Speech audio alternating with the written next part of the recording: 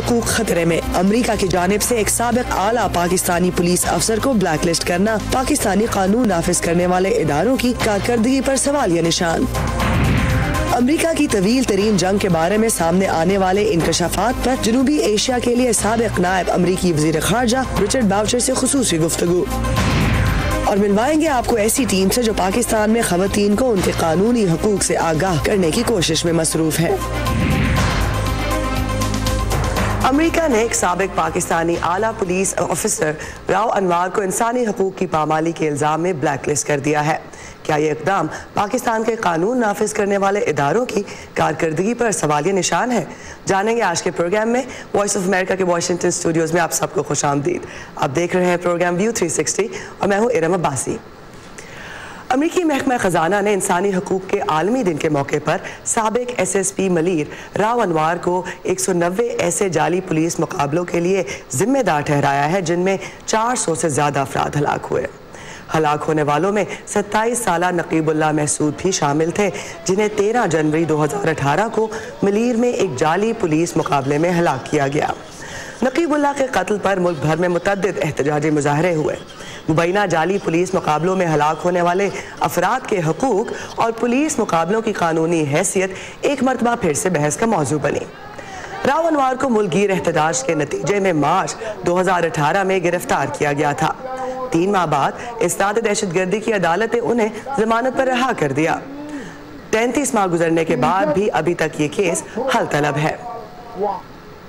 ملیر پاکستان کا واحد علاقہ نہیں جہاں کے در و دیوار نے اس بڑی تعداد میں پولیس مقابلے دیکھے ہوں۔ انسانی حقوق کی تنظیم human rights commission of Pakistan کے مطابق ملک بھر میں 2014 سے لے کر 2018 تک کم سے کم 3300 سے زیادہ افراد پولیس مقابلوں میں مارے گئے، اور اسی عرصے کے دوران 2000 سے زیادہ پولیس مقابلے ہوئے۔ 1980 کی دہائی میں پولیس مقابلے جنگل کی آگ کی طرح پھیلے جنوبی ایشیائی ملکوں میں، خاص طور پر انڈیا اور پاکستان میں۔ 80 کی دہائی میں کراچی میں بڑھتے جرائم کی وجہ سے پولیس مقابلوں میں ملزمان کی ہلاکت معمول بن گیا تھا۔ پاکستان میں ہونے والے پولیس مقابلوں پر انسانی حقوق کی تنظیمیں کئی بار تشویش کا اظہار کر چکی ہیں۔ ان پولیس مقابلوں کی وجہ کیا ہے اور روک تھام کیا ممکن بھی ہے؟ جاننے کے لیے بات کرتے ہیں ساؤتھ ایشین فری میڈیا ایسوسی ایشن یا سیفما کے سیکرٹری جنرل اور سینئر صحافی امتیاز عالم سے۔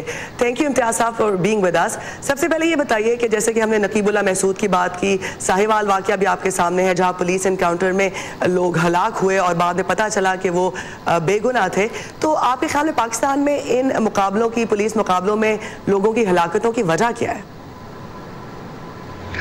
دیکھیں، یہ سب مقابلے زیادہ تر ریاستی سرپرستی میں ہوتے ہیں، حکومتیں اس میں شامل ہوتی ہیں، شامل نہیں ہوتی تو کم از کم خاموش تماشائی بنی ہوتی ہے، اور ایسے افسروں کو، پولیس افسروں کو استعمال کیا جاتا ہے، جیسے راؤ انوار ہیں، یہ جیسے ساہیوال کے واقعے میں ہوا، وہاں پہ سارے واقعے پہ جس طرح سے پانی ڈالا گیا ہے، جس طرح سے کور اپ کیا گیا ہے، بڑا خوفناک ہے۔ جو اسلحہ استعمال ہوا سب بدل گیا، جو تفتیش ہوئی اس میں وہی اسی محکمے کے لوگ تھے، اور ان لوگوں کی تمام تر ایویڈنس ہی ختم کر دی گئی۔ تو اس سے کیا ہوا کہ وہ سب پولیس والے رہا ہو گئے۔ راؤ انوار بھی جو ہے وہ اب ضمانت پہ ہیں۔ یہ لوگ ہیرو ہیں اصل میں پولیس محکمے کے اندر، ان لوگوں کو بطور ہیرو سمجھا جاتا ہے کہ بڑا تکڑے اور ڈاڈے، اور یہ بڑے بڑے لوگوں کو مارنے والے یہ لوگ ہیں۔ آپ کو اندازہ یہ بڑے رول ماڈل ہے اس کے اندر۔ یہ ہوتا ہے کہ بنیادی طور پر پروسیکیوشن کا نظام ٹھیک نہیں ہے، پولیس اسی طرف میں آنا چاہ رہی تھی امتیاز صاحب کہ پولیس مقابلوں کے ذریعے جو مبینہ طور پر مجرموں کے خلاف کارروائی کی ایک وجہ یہ بھی بتائی جاتی ہے کہ نظام انصاف سست ہے، کمزور ہے، اس لیے یہ ہوتا ہے، اور کراچی اور خاص طور پہ ملیر کے حالات کے پس منظر میں اس دلیل میں کتنا وزن ہے آپ کے خیال میں؟ یقیناً اس لیے کہ یہ جو پروسیکیوشن بڑا مسئلہ بھی یہی ہے اور ہمارے عدالتی نظام کا، لیکن بہت سا کام یہ پرائیویٹ پریکٹس میں بھی کرتے ہیں۔ اس طرح کے پولیس افسر اپنے گینگز بنا لیتے ہیں اور خود مارا ماری کرتے ہیں، لوگوں کو اغوا بھی کرتے ہیں، ان سے پیسے بھی لیتے ہیں، جیسے کہ نقیب اللہ محسود کے کیس میں بھی تھا کہ معاملہ کچھ اور تھا، کوئی دہشت گردی کا معاملہ نہیں تھا، نہ ہی وہ کسی اور کام میں ملوث تھا۔ تو یہ اپنا دھندا شروع کر دیتے ہیں، یہ ایک طرح کی پولیس مافیا بن جاتی ہے، جو اپنی کارروائیاں کرتی ہے، ساتھ کے ساتھ وہ سرکار اور ریاست کے اشاروں پہ بھی جنہیں انہیں مروانا ہوتا ہے یا اٹھوانا ہوتا ہے وہ کام بھی کرتے ہیں، اس سے انہیں ایک پروٹیکشن مل جاتی ہے۔ یہ بتائیں کہ کراچی، امتیاز صاحب یہ بتائیں کہ اگر کراچی کی بات کریں تو وہاں پر آپ کو پتا ہے کہ ایک طرف رینجرز ہیں تو دوسری طرف پولیس، تو یہ دونوں اداروں کی آپس میں جو کھینچا تانی ہے وہ کتنا پولیسنگ کے لیے نقصان دہ ثابت ہو سکتی ہے؟ لیکن اب رینجر جب سے آئے ہیں تو پولیس ظاہر ہے کہ وہ میدان سے نکل جاتی ہے، اس کا بنیادی رول نہیں رہتا، اور یہ رینجر کا کام نہیں ہے۔ رینجرز کو ایک وقت پہ لایا گیا تھا جب لا اینڈ آرڈر کا مسئلہ بہت زیادہ تھا، اب رینجرز ٹھو بیٹھے ہیں، اب رینجرز نے بھی وہاں دھندا بنا لیا ہے، وہ بھی مختلف طرح کے کاموں میں انوالو ہوتے جا رہے ہیں۔ جب سول کاموں میں آئیں گے جو پولیس کرتی ہے تو وہ رینجرز کے لوگ بھی کام وہی کرنے لگیں گے۔ تو میں سمجھتا ہوں کہ رینجرز کو نکال لینا چاہیے اور پولیسنگ کا کام صرف پولیس کے پاس ہونا چاہیے، اور یہ نہیں کہ آپ ایک جگہ چلے گئے اور آپ جم کے بیٹھ گئے جیسے ہم کراچی میں دیکھتے ہیں۔ صحیح، یہ بتائیے کہ کئی بار ہم نے پولیس اصلاحات کی بات کی اور یہ ادارے یہی وہ بھی دیتے ہیں نیریٹیو یا اپنا ویژن کہ بیسکلی پولیس کے پاس اتنی سخت نہیں ہے اس لیے ان کی مدد چاہیے ہوتی ہے، تو پولیس ریفارمز کو متعارف بھی کرایا گیا، بہت شور بھی مچایا گیا، تو آخر چیلنجز کیا ہیں ان کے نفاذ میں، اور قانون نافذ کرنے والے ادارے کیوں یہ اس پر پورا نہیں اتر پاتے؟ اس وقت تو کلیئر ہی نہیں ہے کہ کس کون سے پولیس قانون کے تحت یہ لوگ پولیس محکمہ چل رہا ہے۔ پنجاب میں خاص طور پہ، سندھ میں اس کا ایک اور طریقہ ہے جہاں پہ صوبائی حکومت کی اختیاری نہیں ہے پولیس پہ، وہ ایک طرح سے آزاد ہو گئی ہے ہائی کورٹ یا سپریم کورٹ کے آرڈر کے تحت۔ اسی طرح کے پی میں کچھ اور چل رہا ہے۔ عمران خان کی حکومت نے کہا تھا کہ وہ اصلاحات لائیں گے، لیکن جن صاحب کو ذمہ داری دی گئی تھی انہوں نے استعفیٰ دے دیا۔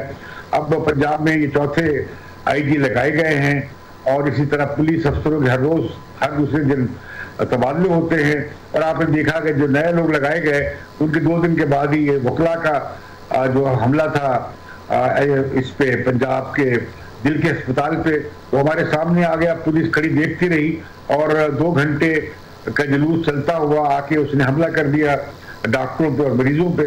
تو پولیس کا جو محکمہ ہے اس کی بہت اصلاح کی ضرورت ہے۔ اس میں یہ نہیں معاملہ کہ کوئی اس کے بارے میں اچھی تجاویز نہیں ہے، بالکل ماڈل لاز موجود، اب اس میں چاہیے پولیٹیکل ول۔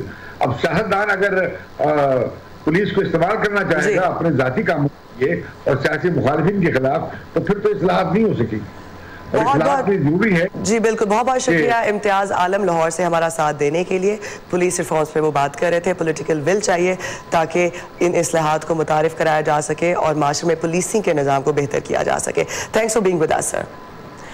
دنیا کے مقبول ترین انٹرنیٹ سرچ انجن گوگل نے 2019 کے دوران صارفین کی جانب سے تلاش کیے جانے والے موضوعات کی فہرست جاری کی ہے۔ پاکستان کے حوالے سے جاری کردہ فہرست کے مطابق رواں سال پاکستانیوں کی سب سے زیادہ دلچسپی کرکٹ میں دیکھی گئی۔ تفصیل کے لیے آئیے urduvoa.com پر آپ کی کیا رائے ہے ہم سے شیئر کیجیے، facebook.com/voa urdu کے پیج پر۔ ٹویٹر پر ہمارا ہینڈل ہے @urduvoa۔ امریکہ کے سابق نائب وزیر خارجہ برائے جنوبی ایشیا رچرڈ باؤچر کہتے ہیں کہ امریکہ نے افغان جنگ میں اپنی صلاحیتوں کا غلط اندازہ لگایا۔ انہوں نے یہ بات اخبار واشنگٹن پوسٹ کی اس خصوصی رپورٹ کے رد عمل میں کہی جس کے مطابق امریکی عہدیداروں نے افغان جنگ کے بارے میں عوام کو گمراہ کیا ہے۔ دی افغانستان پیپرز کے نام سے شائع ہونے والی یہ رپورٹ 400 سے زیادہ ایسے امریکی، افغان اور نیٹو اہلکاروں کے بیانات پر مشتمل ہے جنہیں افغانستان کی تعمیر نو کے لیے قائم امریکی انسپیکٹر جنرل کے دفتر نے زمینی حقائق جاننے کے لیے 2014 سے 16 کے درمیان انٹرویو کیا۔ انہی میں سے ایک تھے رچرڈ باؤچر۔ سارا زمان سے گفتگو میں انہوں نے عوام کو افغان جنگ کے بارے میں گمراہ کرنے کے الزام سے انکار کیا، تاہم ان کا کہنا تھا کہ امریکہ کو اندازہ نہیں تھا کہ در حقیقت وہ افغانستان میں کیا حاصل کر سکتا ہے۔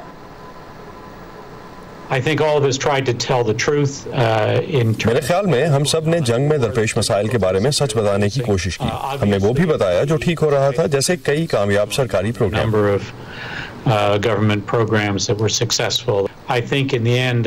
لیکن اب بھی بہت کچھ کرنا باقی ہے۔ میرے خیال سے سوال یہ ہے کہ کیا امریکی ہی وہ ہیں جنہیں یہ سب کچھ کرنا ہے؟ میں رپورٹ میں شامل آپ کے انٹرویو کا ایک حصہ یہاں پڑھنا چاہوں گی۔ آپ نے کہا تھا کہ اگر تو مقصد طالبان کو شکست دینا ہے تو وہ مقامی، علاقائی اور سرحد کی صورتحال کو دیکھتے ہوئے ممکن نہیں، اور اگر مقصد اچھی حکومت قائم کرنا ہے تو پھر تو نکلنے کا کوئی راستہ نہیں، کیونکہ یہ دونوں مقاصد ناقابل حصول ہیں۔ اگر ایسا تھا تو پھر اتنے سالوں سے یہ جنگ کیوں جاری ہے؟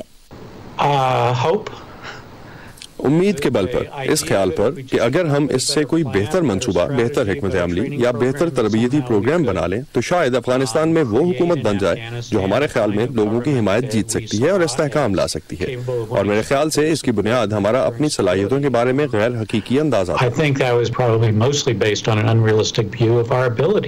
جنگ کے آغاز پر مشن تھا القاعدہ کی شکست، اور بجائے اس کے کہ ہم کہتے کہ افغانوں کو اپنے ملک کا خیال رکھنا چاہیے اور یہ یقینی بنانا چاہیے کہ وہاں القاعدہ دوبارہ قدم نہ جما سکے، ہم نے سوچا کہ اب یہاں حکومت بھی ویسی بنائیں جیسی امریکہ میں ہے۔ یہ افغانستان میں ناممکن تھا اور ہمیں یہ پتہ ہونا چاہیے کیا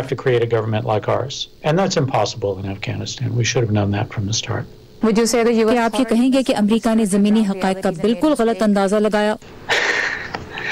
میں کہوں گا ہم نے زمینی حقائق کو سمجھنے میں غلطی کی اور اپنی صلاحیتوں کو اصل سے زیادہ سمجھا۔ پھر جو کچھ ہوا اس کے لیے پاکستان کو الزام دینا درست ہے؟ کسی حد تک، لیکن پاکستان سے توقعات بھی صحیح نہیں تھی۔ وہ دہشت گردی اور القاعدہ کے خلاف جنگ میں بہت زبردست ساتھی تھے، ان کے افغانستان میں مفادات تھے اور ان کا تحفظ کیسے کرنا ہے اس بارے میں وہ ہم سے ہدایات نہیں لینا چاہتے تھے۔ جو لوگ سمجھتے تھے کہ پاکستان طالبان کے خلاف بھرپور ساتھ دے گا خود کو بیوقوف بنا رہے تھے۔ اب آپ انہیں کیا کہیں گے جنہوں نے اس جنگ میں جان گنوا دی یا زخمی ہو گئے؟ انہوں نے اپنے ملک کی خدمت کی اور وہی کیا جو ان سے کہا گیا تھا۔ انہیں اپنا سر فخر سے بلند رکھنا چاہیے۔ ہم لوگ جو پالیسی سازی کا کام کرتے ہیں ہمیں بہت احتیاط سے سوچنا ہوگا اور اس سے سبق حاصل کرنا ہوگا، اسی لیے یہ رپورٹ بھی بنائی جا رہی تھی۔ آپ بھی پالیسی سازوں میں شامل تھے، افغانستان میں جو ہوا کیا آپ اس کی ذمہ داری لیتے ہیں؟ میں یہ ذمہ داری لیتا ہوں کہ مجھے مسائل کی سمجھ تھی، لیکن میں نے حکمت عملی میں تبدیلی کے لیے اتنا زور نہیں لگایا جتنا لگا سکتا تھا، اور باقی سب کے ساتھ چلتا گیا۔ تازہ ترین خبریں، اہم واقعات، آڈیو ویڈیو رپورٹس اور تجزیے دیکھنے، سننے اور پڑھنے کے لیے ڈاؤن لوڈ کیجیے VOA اردو کی نئی ایپ۔ خبریں اب ہر وقت آپ کی مٹھی میں۔ یہ سب غلط ہے، مجھے سمندر کے اس پار اسکول میں ہونا چاہیے تھا، لیکن پھر بھی آپ ہم سب نوجوانوں کے پاس امید کی آس میں آئے ہیں۔ افسوس کا مقام ہے، آپ نے اپنے خالی الفاظ سے مجھ سے میرا خواب، میرا بچپن چھین لیا ہے۔ لوگ تکالیف سے گزر رہے ہیں، مر رہے ہیں، پورے کے پورے ایکو سسٹمز تباہ ہو رہے ہیں۔ ہم جانداروں کی بڑے پیمانے پر ہونے والی معدومیت کے دہانے پر کھڑے ہیں، اور آپ یہاں سے بات کرتے ہیں پیسے اور فیری ٹیلز کی۔ کیسے جرت ہوئی آپ کی یہ سب کرنے کی؟ And all you can talk about is money and fairy tales of eternal economic growth. How dare you?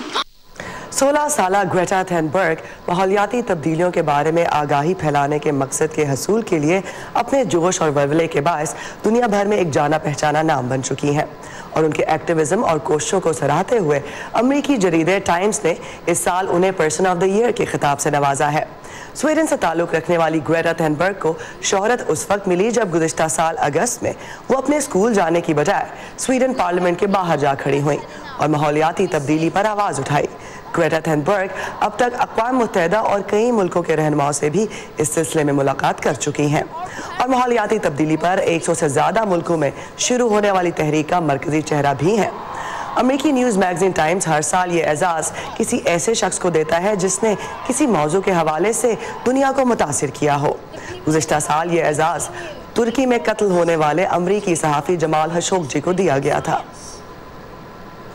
Pakistan میں خواتین کو معاشی طور پر مستحکم بنانے کے لیے پیشہ ورانہ تربیت فراہم کرنے کی غرض سے ویسے تو کئی ادارے سرگرم ہیں، لیکن آج ہم آپ کو ایسے ادارے میں لے کر جائیں گے جہاں خواتین کو پیشہ ورانہ تربیت کے ساتھ ساتھ انہیں ان کے قانونی حقوق کا شعور بھی دیا جاتا ہے۔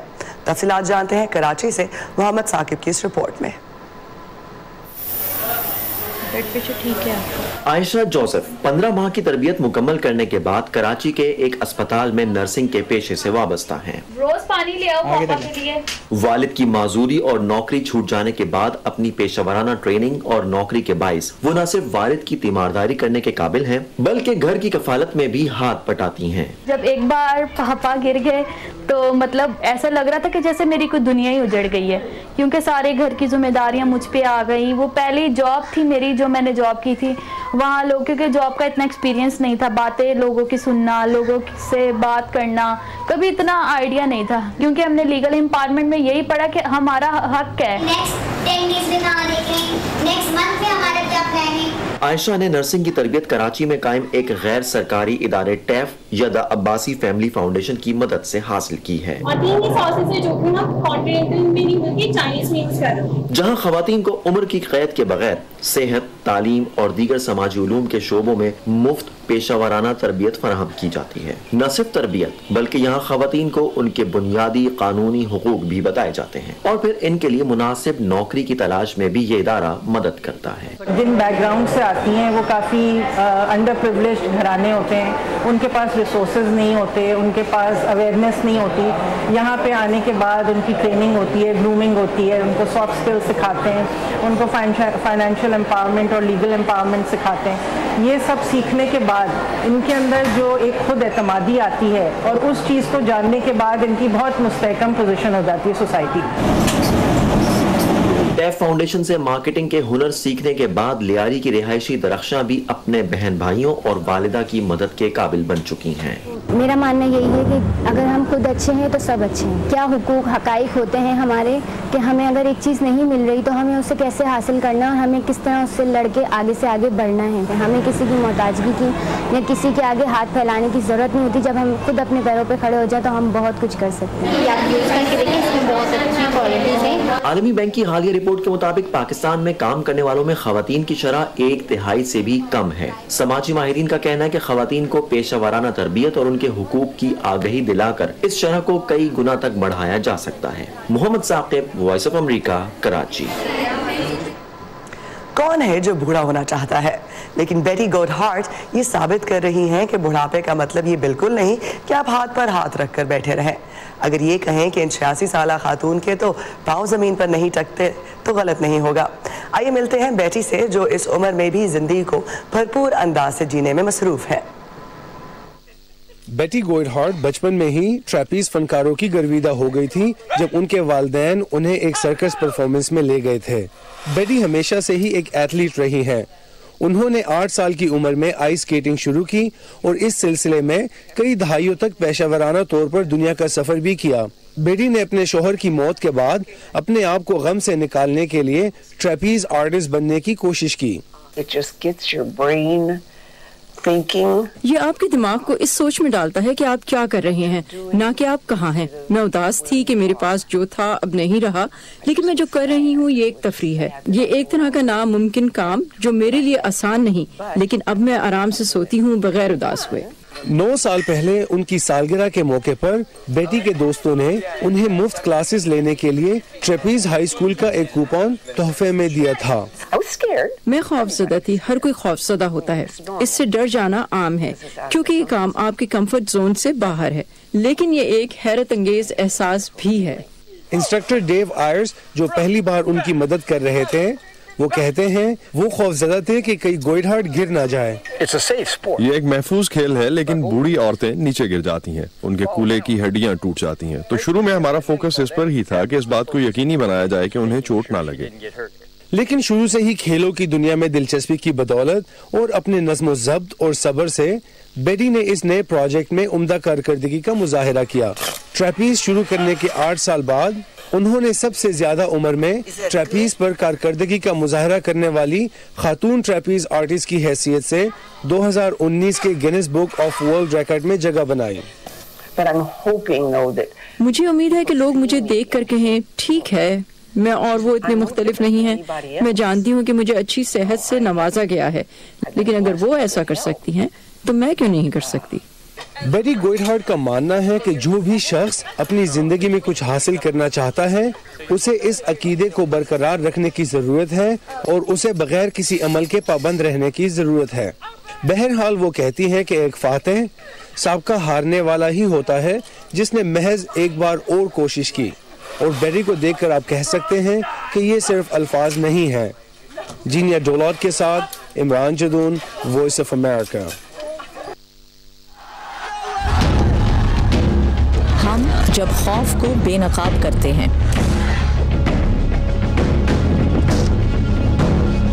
ہم جب سوال اٹھاتے ہیں، ہم جب ان کی آواز بنتے ہیں جن کی کوئی نہیں سنتا، تو فرق پڑتا ہے۔ فرق پڑتا ہے آزاد صحافت سے۔ ہم ہیں وائس آف امریکہ، ہمارے لیے آزاد صحافت اہم ہے۔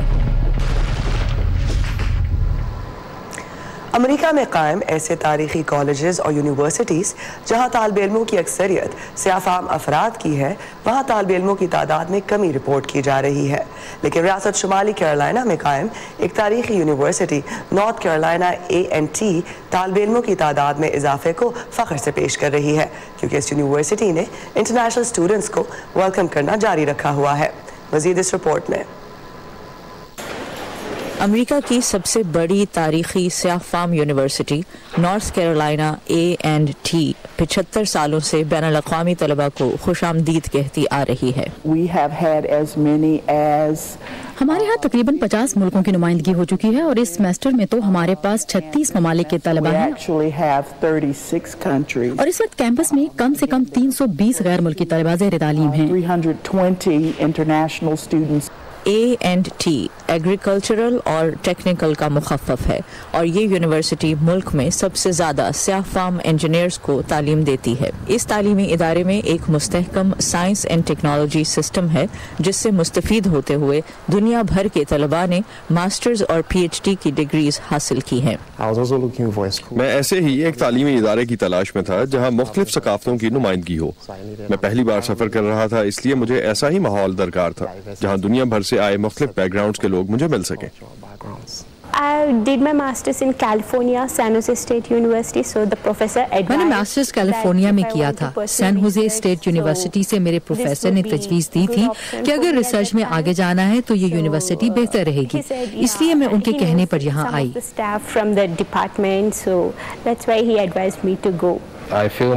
میں یہاں رہتے ہوئے گھر جیسا ماحول محسوس کرتا ہوں، ایک ایسی جگہ جہاں میں اپنے خیالات بانٹ سکتا ہوں، اور اس بات کا خوف بھی نہیں کہ میرے رنگ اور نسل پر مجھے پرکھا جائے گا، اس لیے میں یہاں گھر جیسا محسوس کرتا ہوں۔ امریکہ بھر میں تمام یونیورسٹیز میں اس سال داخلہ لینے والے طلباء کی تعداد میں کمی دیکھی گئی ہے۔ اگرچہ A&T یونیورسٹی کی ساکھ پہلے سے ہی اچھی ہے، لیکن یہاں داخل ہونے والے طلباء میں بھی کچھ کمی واقع ہوئی ہے۔ اس کی ایک وجہ امیگریشن اور ویزا انٹرویو کے عمل کی شرائط کا پہلے سے سخت ہو جانا ہے، لیکن بنیادی طور سے اس کی وجہ بین الاقوامی طلباء کے لیے فنڈنگ اور مالی امداد کی شرائط کا سخت ہو جانا بھی ہے۔ تاہم ڈپارٹمنٹ کو اب بھی یقین ہے کہ اس یونیورسٹی کی گزشتہ سالوں میں ہونے والی ترقی اور اس کی ساکھ مزید غیر ملکی طلباء کو بھی اس ادارے میں داخلے کے لیے اپنی طرف مائل کرے گی۔ عیشا سرائی کے ساتھ نخبت ملک، وائس آف امریکہ۔ یہ تھا آج کا ویو 360۔ دوبارہ دیکھنے کے لیے آئیے facebook.com/VOA اردو کے پیج پر۔ اس کے علاوہ ٹویٹر پر ہمارا ہینڈل ہے @UrduVOA۔ انسٹاگرام پر آپ ہمیں فالو کر سکتے ہیں اردو VOA پر بہت سی دلچسپ ویڈیوز اور تصاویر کے لیے۔ ہم اپنے انسٹاگرام پر آپ کی کھینچی ہوئی بہترین تصاویر بھی پوسٹ کرتے ہیں، تو اٹھائیے اپنا فون، لیجیے پاکستان کے نظاروں کی اچھی سی تصویر اور ہم سے شیئر کیجیے۔ اسی کے ساتھ ارم عباسی کو دیجیے اجازت۔